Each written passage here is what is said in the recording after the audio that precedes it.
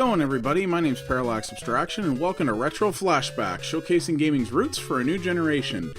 Alright, so we're going to be taking a look at a game today that, well, is a bit of a hallmark from my childhood. This is one I remember playing quite a bit, and it's an interesting title that does one thing very, very well. So, as you can see here, we are taking a look at Super Dodgeball, which is originally by Technos Japan, and you're going to see another interesting name at the top there that probably doesn't ring a bell, CSG Image Soft. You may better know them as, I don't know if you've ever heard of these guys before, Sony Computer Entertainment? Yes, indeed. Before the PlayStation was a thing, Sony actually had CSG ImageSoft, which actually stood for CBS Sony Group. Which was actually a gaming business they had that was run basically through Sony Music, I think. It was really interesting. It was Sony's initial attempt to get into video games before video games were, as big a deal to their business and before the PlayStation came around. And this is actually the first game they ever put out. CSG ImageSoft, their track record not so hot for the most part, but they put out a few interesting things, and this was among them. So, I mean, as you can see here, this is Dodgeball, but this game really is a brawler masquerading as a sports game. So, I've talked about some Technos titles on here before, and Technos, their wheelhouse was definitely brawler games, which is my wheelhouse as well. I love me a good brawler. This was actually originally an arcade game, but the NES version is much, much better in my opinion. The arcade game, the best way I can describe it, I guess, is soulless, and it sounds kind of mean to say that, but really that's what it is. It's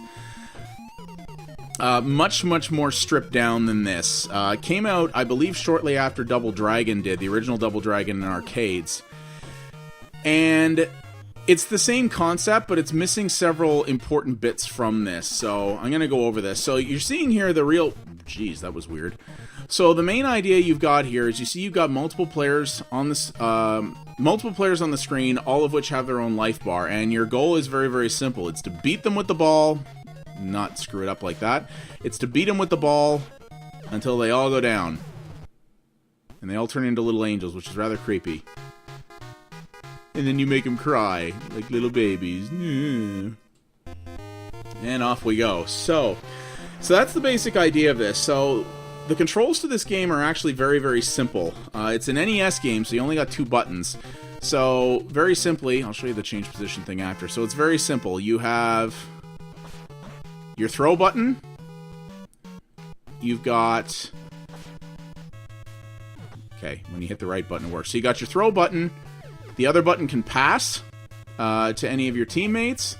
Or if you press both buttons at once, you jump. And that's the basics of it. So, a regular throw like that, you can do a little bit of damage to the enemies with it, but the key thing is, as well though, is that the throw button also acts as a catch button. So if you time it right, when the enemy shoots the ball at you, you can hit the catch button and obviously grab it without taking any damage. And in addition to that, you can do long passes as well to some of your guys behind the scenes, as you can see there. So, you only have 3 players that you have to take out. The guys who are on the sidelines are essentially invulnerable. So, you can do some strategic use of those if you want. So, their principal purpose is to catch the ball if it goes out of bounds and chuck it back in. But you can both use them to do low-power shots towards enemies if you want to throw them off balance. And in addition to that, you can also actually hit the enemy's guys penalty free with no ill effect whatsoever. You can hit the enemy's sideline guys if you want to, which temporarily stuns them and takes them out of play. So you can sort of strategically use that in order to make things a little bit easier here. So you see I'm kind of plowing through these guys here, and you may be wondering why. Well, part of the reason is we're pretty early in the game here in the World Tour mode, but off we go to India. So, yeah, the first game you play, so you're the American team. That's all you can be. in this game. There's no picking your nation. And you play first against another American team, and then you sort of jet around the world. So you see here that I have team positions available. So you can either go with the default, or you can have a reassignment. And you can see the different positions of what the guys are going to be based on their based on the numbering here. And different guys have different attributes in terms of both power and the amount of hit points they have. So you can actually tweak things somewhat to suit your playstyle. And that's one of the principal differences with this version and the original arcade version. In the arcade version, you could not reassign your players. And in addition to that, the arcade version also didn't have... So you see he's playing a little bit of monkey in the middle there. The arcade version also didn't have this. And that's really the key differentiator here that makes this the superior version, is special moves. So... you have two different special moves. If you tap, or if you double tap any of the direction, your player will run.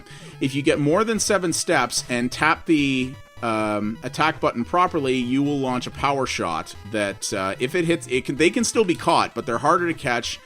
And if it does hit an enemy, it will do a lot more damage. Similarly, there is an alternative power shot you can do, which is this. Except I'm screwing it up here. I think this guy's not very good at power shots. Which is basically you can do a jump power shot that sort of sends the ball... It's a different type of attack that sends the ball in a different pattern that can be harder to dodge.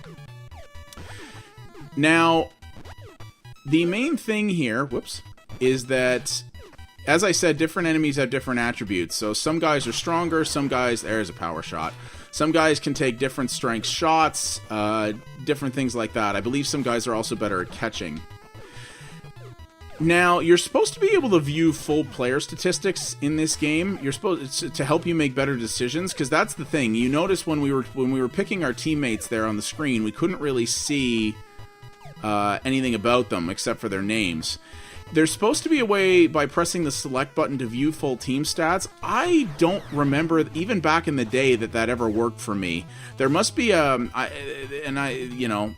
will probably correct me, but there must be probably a specific screen that you're required to do that in, because I've never managed to figure it out. I just kind of juggle the team layout sometimes until I find ones that I really, really like.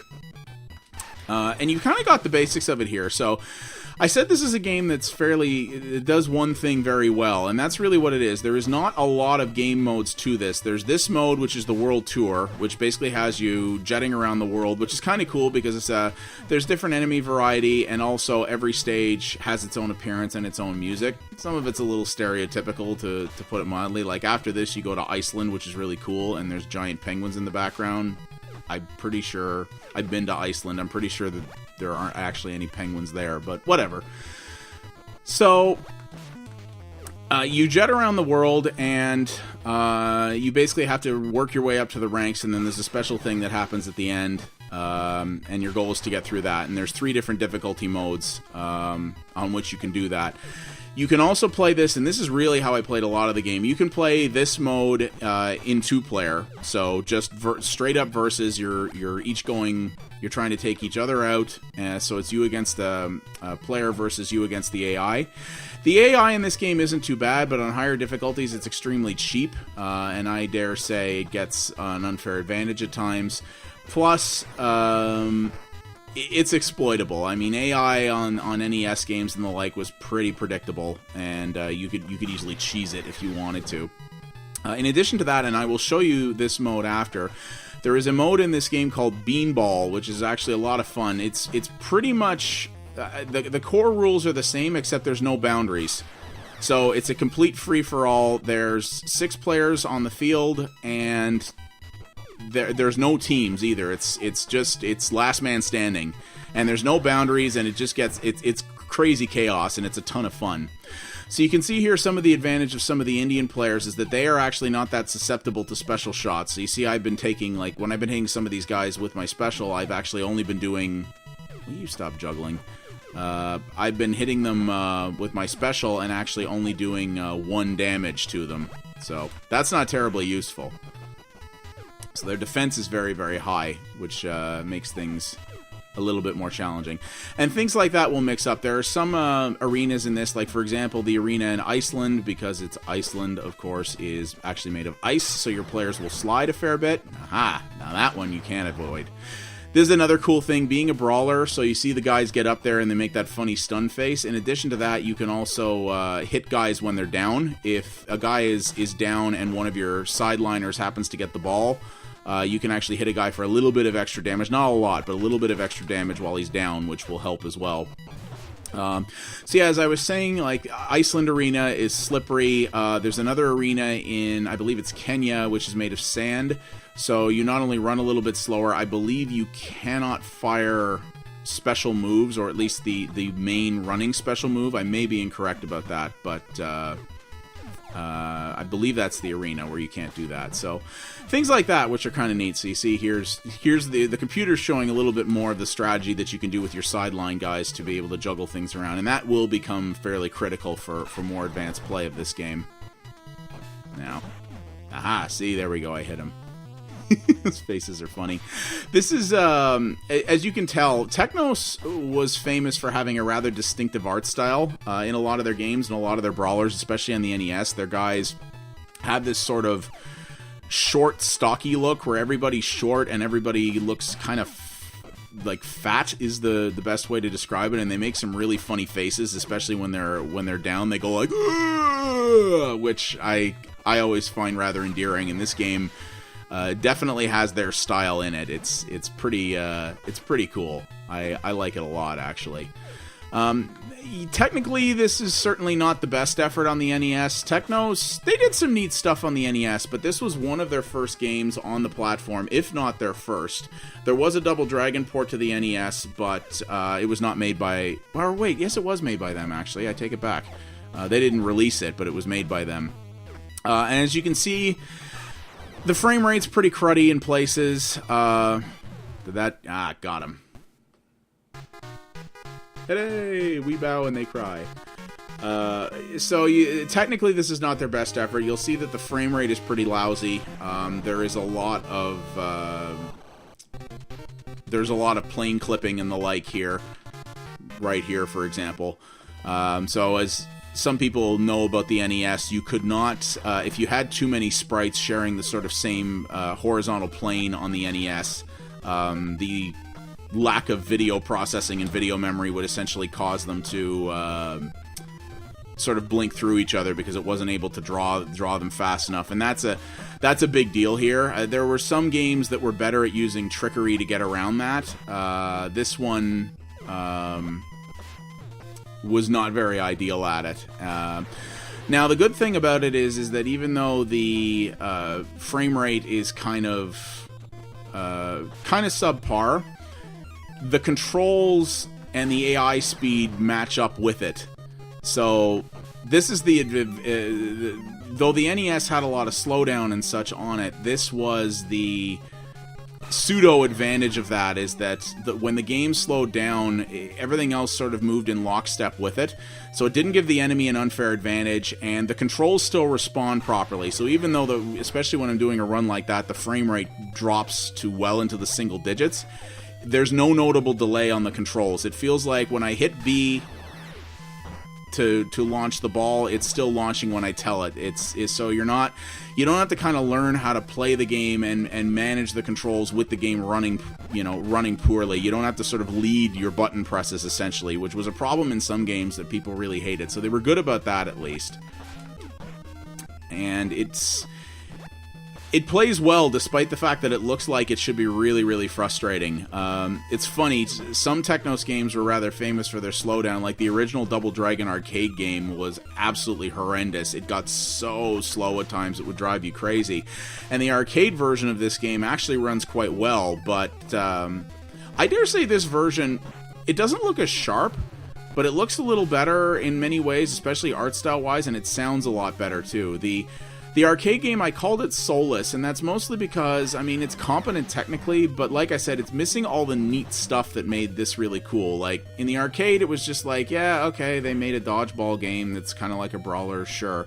But this has the special moves and the ability to shift your players around that just gives it that little bit more depth that makes it a good game as opposed to just a competent game. That's why I showcase this one, because I think this is one of the better options. Sorry, Helgi, you're going down, son.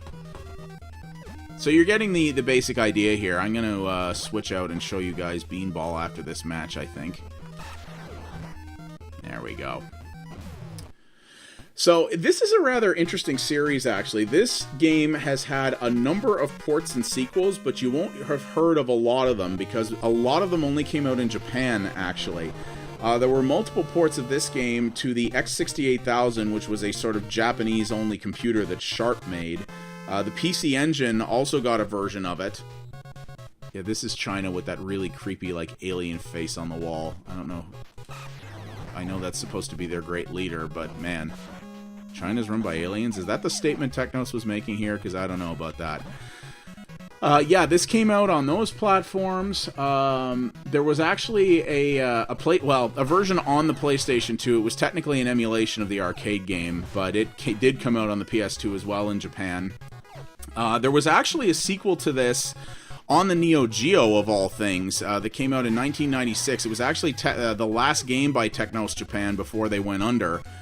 And it's interesting. I still like this better. Wow, these guys are pushovers.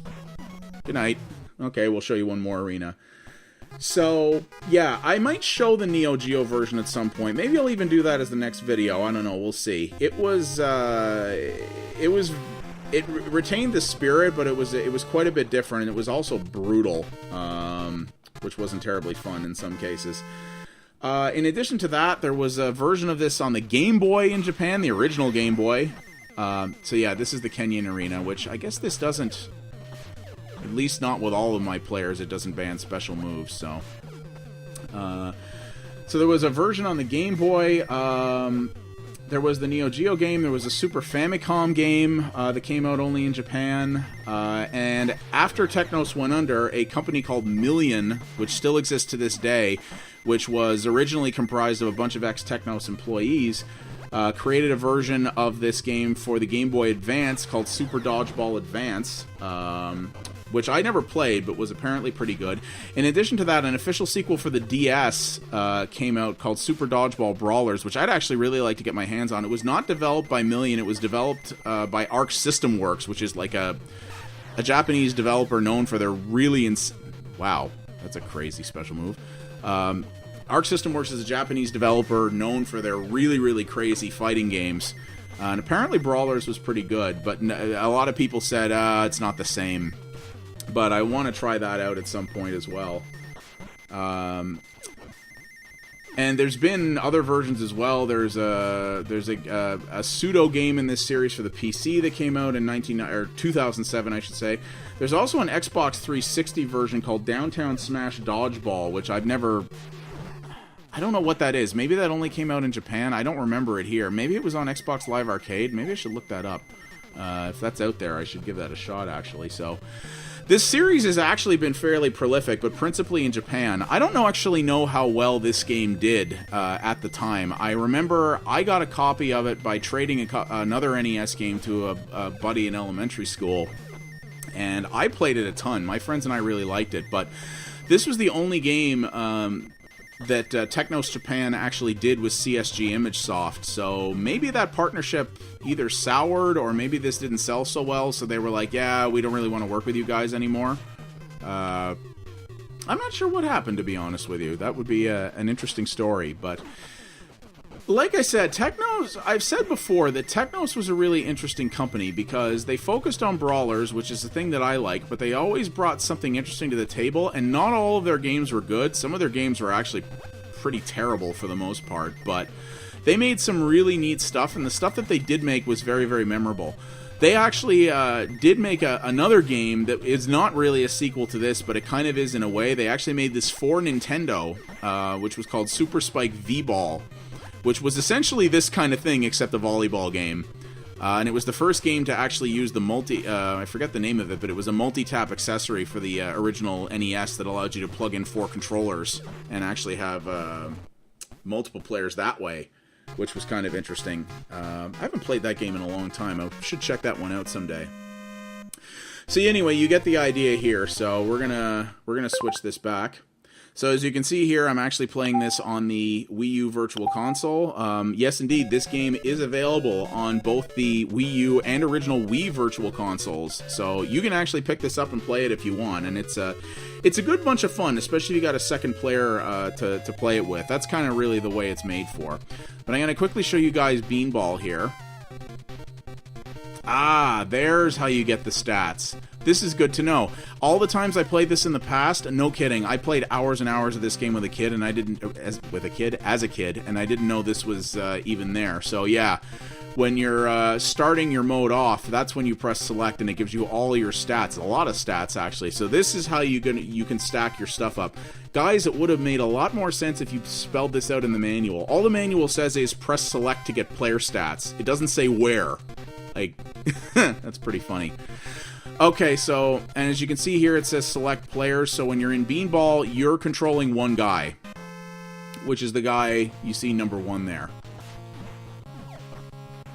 It's kind of funny. This game on the NES actually came out after River City Ransom, which is actually one of my favorite ever NES games that I'm going to showcase at some point in the future.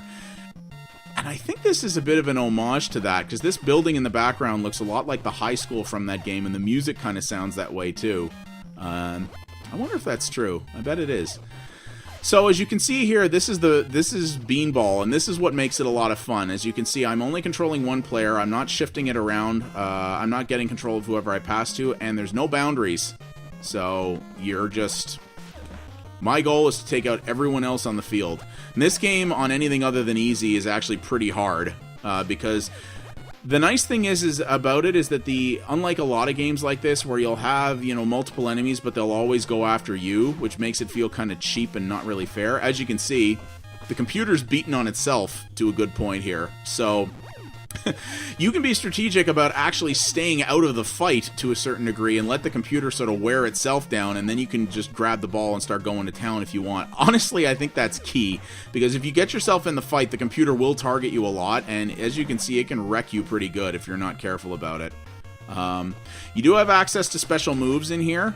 They're harder to pull off because it is such a big arena, but the nice thing about it, well, nice and some people might say not so nice, is that when you have the ball, this is still a formal gentleman's sport, in that when you have the ball, guys are following you, but you see no one's attacking me. There is actually no way to just, come up and smack on a guy to get the ball out of his hands. In a game that's really styled to be kind of a brawler masquerading as a sports game, you would think it would, make a little bit more sense to be able to, trip a guy or knock him over or whatever, but as you can see, I can just stand here and everyone's going to be like, whenever you're ready, take your time, which is a little strange, but it's designed to be sort of frantic and constantly going, so if you're playing it right, you're not really sitting still. You're going to be constantly trying to mash in shots to people as quickly as you can. Got it. See, those stun faces, that's what I love about the Technos art style. It's just, it's so crazy exaggerated and comical. I love it.